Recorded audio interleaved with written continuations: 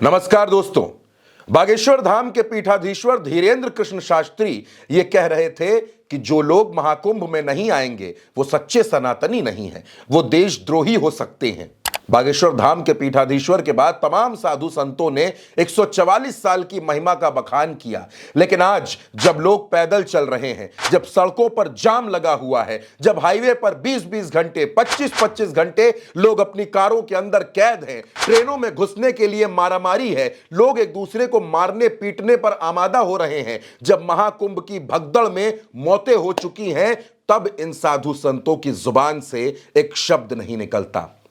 दोस्तों, मैं आपसे फिर कह रहा हूं, यह महाकुंभ दो तरह का है। यह महाकुंभ दो तरह के लोगों के लिए है। और यह बात मैं क्यों कह रहा हूं, इस बात को भी मैं आज आपको प्रमाणों के साथ दिखाऊंगा, बताऊंगा। दोस्तों, इसी प्रयागराज के महाकुंभ में भारतीय जनता पार्टी का एक बाहुबली एमएलसी अपने काफिले के साथ एंट्री मारता है। इसी महाकुंभ में भगवान राम और बजरंग बली के ऊपर ऐसे ऐसे संवाद लिखने वाला एक लिरिसिस्ट, एक लेखक मनोज मुंतशिर हेलीकॉप्टर से एंट्री लेता है। उसके लिए कोई नियम नहीं है, वीवीआईपी प्रोटोकॉल लगा होता है। लेकिन जब किसी गांव के रहने वाले रामलाल, श्यामलाल, ननकू, छुटकू इस तरह के लोग महाकुंभ में आने की कोशिश करते हैं तो उनको 12 किलोमीटर पैदल चलना है, उनको 25 किलोमीटर पैदल चलना है, उनको चलते ही जाना है, उनको ट्रेनों में ठस कर आना है, उनको ट्रेनों के डब्बों में ठसना है, उनको ट्रेनों के डब्बों के अंदर बने वॉशरूम में घुस कर आना है, उनको खिड़कियों से ट्रेन के अंदर घुसना है, सिर्फ इसलिए क्योंकि वो वीवीआईपी नहीं है, क्योंकि वो वीआईपी नहीं है। उनके साथ कोई प्रोटोकॉल नहीं है, उनके आगे पीछे लेफ्ट राइट करने वाली खाकी वर्दी नहीं है, उनके साथ चलने वाली बाउंसर्स की भीड़ नहीं है। लेकिन अगर आप मुख्यमंत्री हैं, मुख्यमंत्री की पत्नी हैं, तो बड़े आराम से डुबकी लगा सकते हैं। अगर आप वीवीआईपी हैं तो हेलीकॉप्टर से उतर सकते हैं। अगर आप बाहुबली हैं तो काफिले के साथ एंट्री मार सकते हैं। और अगर आप इस देश के सबसे बड़े वीवीआईपी हैं तो बड़े बड़े शंकराचार्य आपके हाथों को पकड़कर आपको डुबकी भी लगवाएंगे। मुकेश अंबानी के परिवार को कैलाशानंद सरस्वती गंगा पूजन करवा रहे थे, संगम पूजन करवा रहे थे, स्नान करवा रहे थे। क्या किसी आम आदमी को कभी कैलाशानंद सरस्वती इस तरह से स्नान करवाएंगे? जब अमित शाह आते हैं तब कैलाशानंद सरस्वती और संतों की पूरी जमात स्नान करवाने के लिए खड़ी हो जाती है। जब अंबानी परिवार आता है तो उनको स्नान कराने के लिए पलक पावड़े बिछा दिए जाते हैं और बाकी लोगों से कहा जाता है कि प्रयागराज नो व्हीकल जोन है, माघी पूर्णिमा को लेकर हमारा प्रोटोकॉल है, हम नियमों का पालन कर रहे हैं। लेकिन लोग पैदल चलते चले जा रहे हैं, लोग जाम में फंसे हैं, उनके दर्द से किसको लेना देना है? 400 रुपए का पराठा बिकेगा, 500 रुपए की दाल बिकेगी, यह महाकुंभ के लोगों के लिए इंतजाम है। दोस्तों, लोग जाम में फंसे रहेंगे। कोई नाव वाला एक आम आदमी से कहेगा कि 5,000 दो, तब नाव में बिठाकर हम तुमको पार कराएंगे। क्यों? क्योंकि वो वीवीआईपी नहीं है, वो वीआईपी नहीं है। आप इन तमाम तस्वीरों को देख लीजिए। ट्रेन में चढ़ने के लिए किस कदर की मारामारी है। ड्राइवर के डब्बे में घुसकर, ट्रेन के वॉशरूम में घुसकर, खिड़कियों से एंट्री लेकर किसी भी तरीके से लोग महाकुंभ पहुंचना चाहते हैं। क्यों? क्योंकि महाकुंभ नहीं गए तो यह मौका 144 साल बाद पता नहीं मिले ना मिले, हम जीवित रहें ना रहें।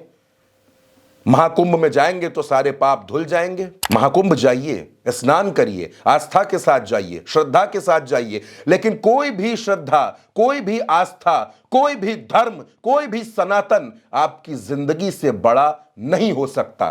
कोई भी पूजा, कोई भी जाप, कोई भी तप आपकी जिंदगी से बड़ा नहीं हो सकता। आप ट्रेन में इस तरह से जाना चाहते हैं, आप अपने साथ बुजुर्गों और महिलाओं को, बच्चों को इस भीड़ के बीच से लेकर जाना चाहते हैं। बार बार लोगों से अपील की जा रही है कि धैर्य रखें, लेकिन लोग कहते हैं कि महाकुंभ जाएंगे, मर जाएं तो मर जाएं, लेकिन पुण्य जरूर कमाएंगे। पुण्य चाहिए, भले ही जिंदगी रहे या ना रहे। पाप पुण्य का लेखा जोखा दोस्तों इस धरती पर ही तय हो जाता है। आपके कर्म यह तय करते हैं कि आपकी जिंदगी में सुख क्या होगा और दुख क्या होगा। आप कुंभ जाना चाहते हैं, आपकी आस्था का सम्मान है, आप जाइए। लेकिन इन तस्वीरों को देख लीजिए, इन खबरों को देख लीजिए, जहां किस तरीके से लोगों को लूटा जा रहा है। लोग जाम में फंसे हैं और व्यवस्थाएं ढोल बजा रही हैं। डंका बज रहा है कि सब कुछ अच्छा है, सब कुछ बेहतर है, सब कुछ बेहतर दिखाने की कोशिश हो रही है। लेकिन क्या आपको ट्रेन के अंदर की भीड़ के ये नज़ारे कोई दिखा रहा है? कोई आपको बता रहा है कि महाकुंभ में किस तरीके के हालात हैं? कोई आपको बता रहा है कि वहां कितने किलोमीटर पैदल चलना है? कोई आपको बता रहा है कि खाने पीने की चीजों के दाम आसमान कैसे छू रहे हैं? कोई आपको बता रहा है कि संगम नोज में सफाई कैसी है, संगम नोज में गंदगी कैसी है? कोई आपको बता रहा है कि आप वीआईपी नहीं है, आप वीवीआईपी नहीं है, आपके लिए कोई प्रोटोकॉल नहीं है, आपको इसी तरह पैदल जाना है? क्योंकि मैं फिर कह रहा हूं, आप इस देश के लिए सिर्फ एक भीड़ हैं। इस देश के सियासी लोगों के लिए चुनाव के वक्त आप वोट बैंक हैं और बाकी दिनों में आप भीड़ हैं। अगर आप अपने आप को जनता जनार्दन मानने की गलती कर रहे हैं तो यह गलती आपकी है। महाकुंभ जाइए, आस्था के साथ जाइए, लेकिन अपनी जिंदगी का ख्याल रख के जाइए। आपको अपने आप को सुरक्षित करके जाइए, अपने लोगों को सुरक्षित करके जाइए, क्योंकि आस्था कभी भी सांसों से ऊपर नहीं हो सकती दोस्तों।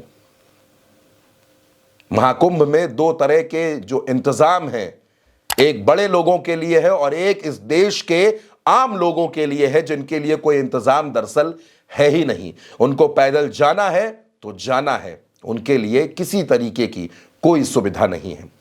एक नहीं 1000 वीडियो आपको सोशल मीडिया पर मिलेंगे, एक नहीं 1000 सबूत आपको मिलेंगे जो आपको यह बताएंगे कि महाकुंभ किस तरह दो तरह का है। एक तरफ अंबानी का परिवार डुबकी लगाता है और दूसरी तरफ भीड़ में चलती हुई जनता है। ये दो तस्वीरें हैं, ये दोनों तस्वीरें सच्चाई को बयां करती हैं दोस्तों। अब फैसला आपको लेना है, तय आपको करना है। इन दोनों तस्वीरों को देखकर आपके मन में जो भी ख्याल आता हो, अपनी बात उल्टा चश्मा यूसी के कमेंट बॉक्स में जरूर लिखिएगा। नमस्कार।